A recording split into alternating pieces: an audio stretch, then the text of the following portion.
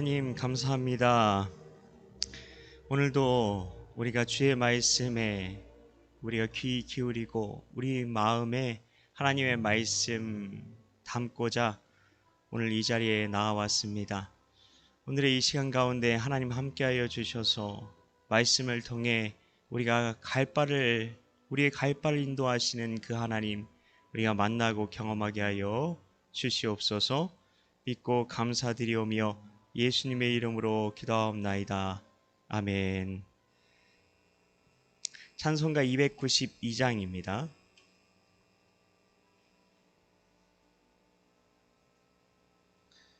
찬송가 292장 주 없이 살 수 없네입니다. 찬송가 292장입니다.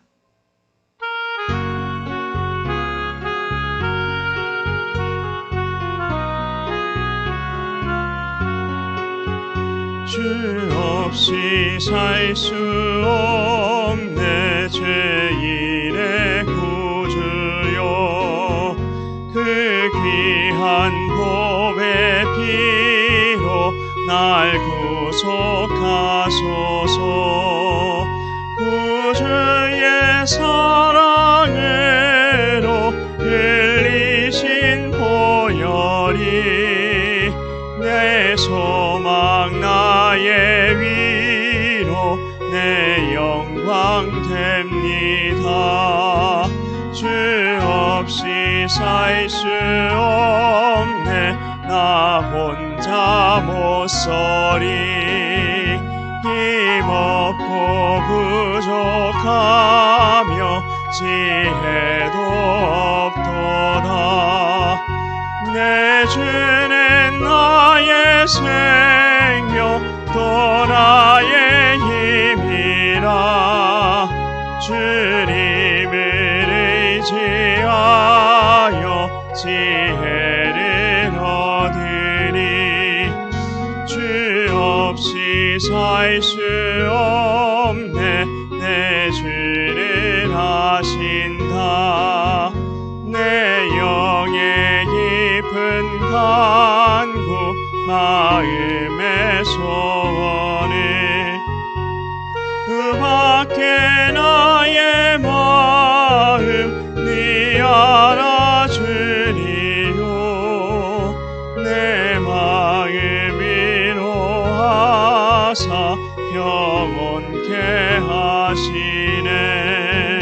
주 없이 살 수 없네 세월이 흐르고 이 깊은 고독 속에 내 생명 끝나도 사나운 풍랑이 때 날 지켜주시니 내 곁에 계신 주님 내 힘이 됩니다.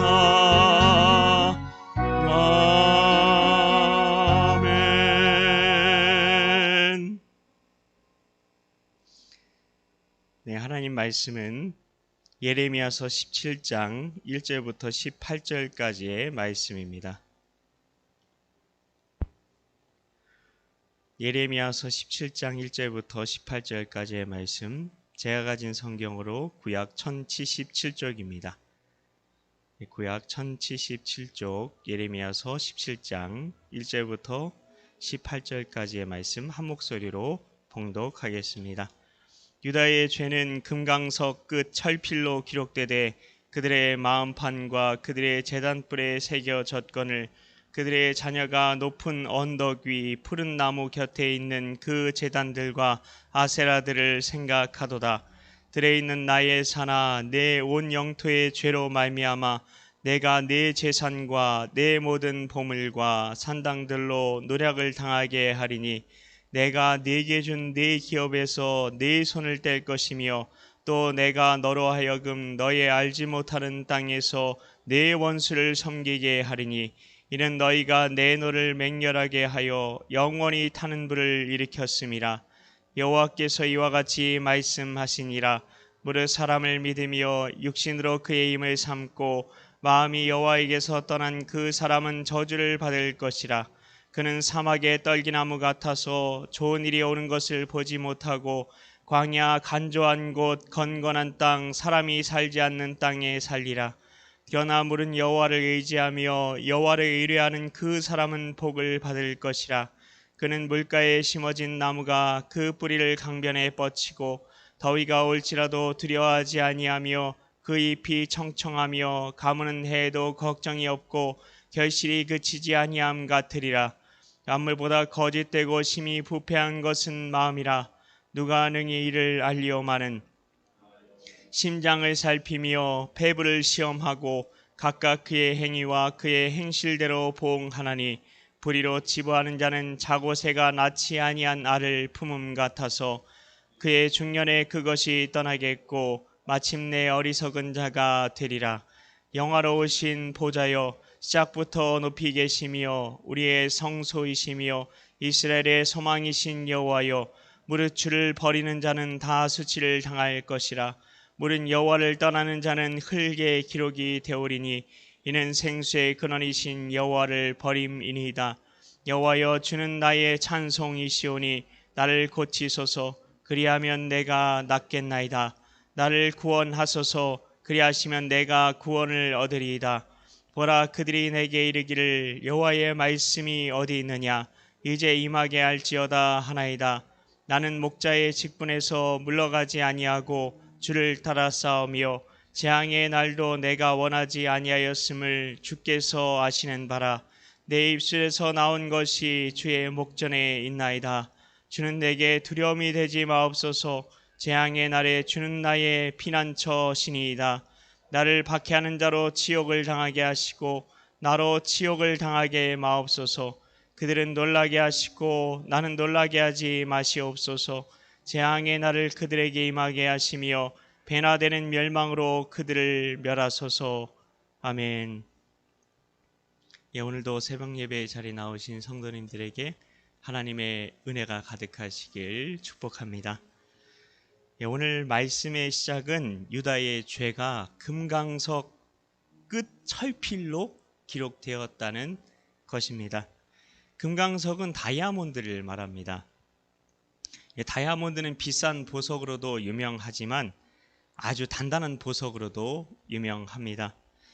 하나님께서는 아주 단단한 금강석에 철로 된 펜으로 유다의 죄가 기록되었는데 그게 다 마음에 기록되었다고 말합니다.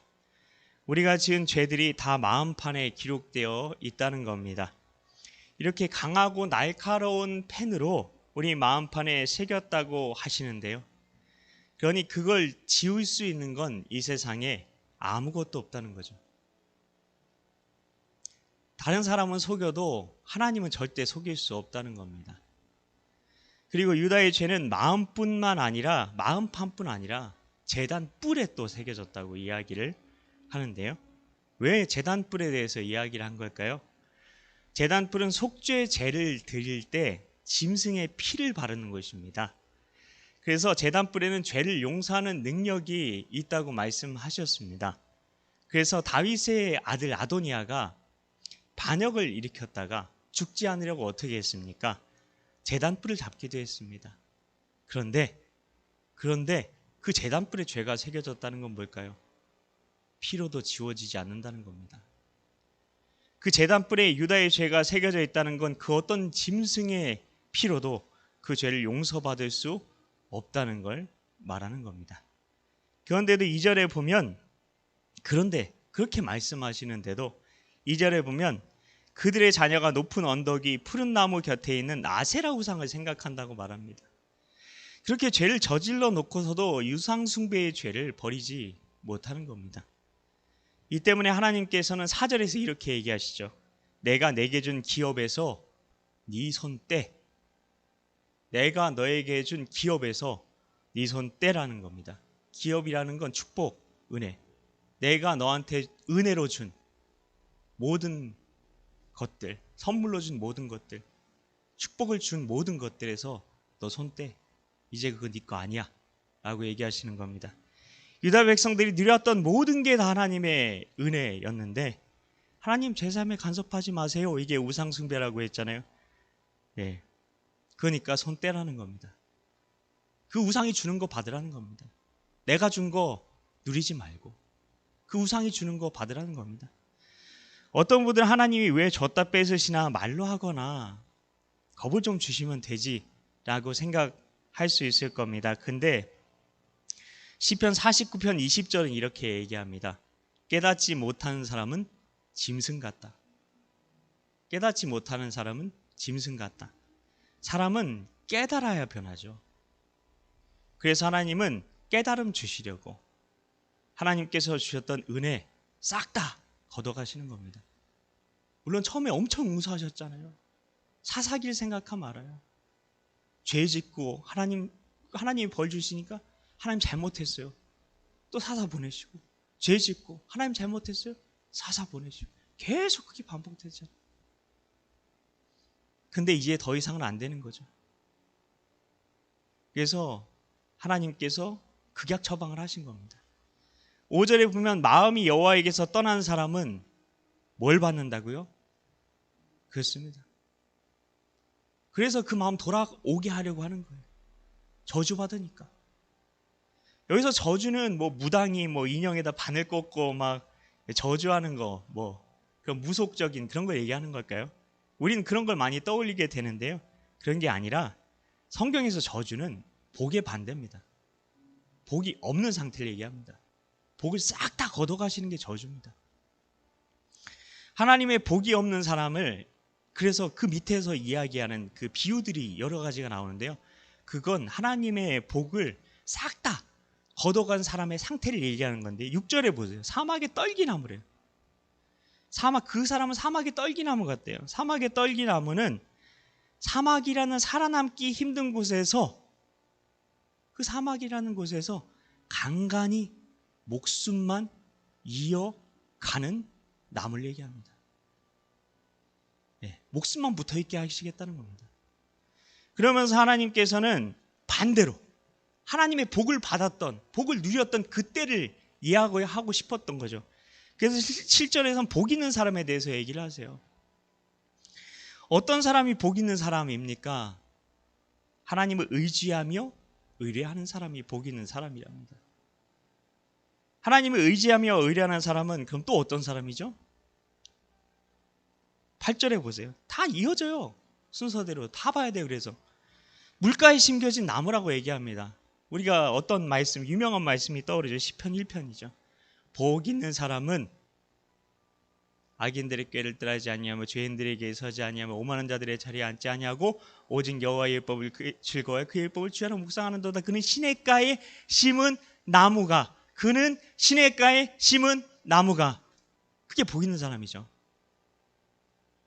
완전히 같은 이야기를 계속하고 있어요. 성경은. 나무는 심겨질 곳을 스스로 선택할 수 없어요. 근데 인간은 심겨질 곳을 스스로 선택할 수 있다는 말인 거죠. 그러니까 복 있는 사람, 악인, 죄인 그렇게 시편 1편에서 대조하고 있는 거죠. 구분하고 있는 거죠. 복 있는 사람의 길로 니네가 선택해서 가라고 얘기하시는 거죠. 그럼 시냇가가 뭘까요? 시냇가. 시편 1편은 오직 여호와의 율법을 즐거워하여 그의 율법을 주야로 묵상하는 자로다라고 이야기를 합니다. 하나님의 말씀을 늘 가까이 하며 살아가는 게 시냇가에 심은 나무가 되는 비결이라는 겁니다.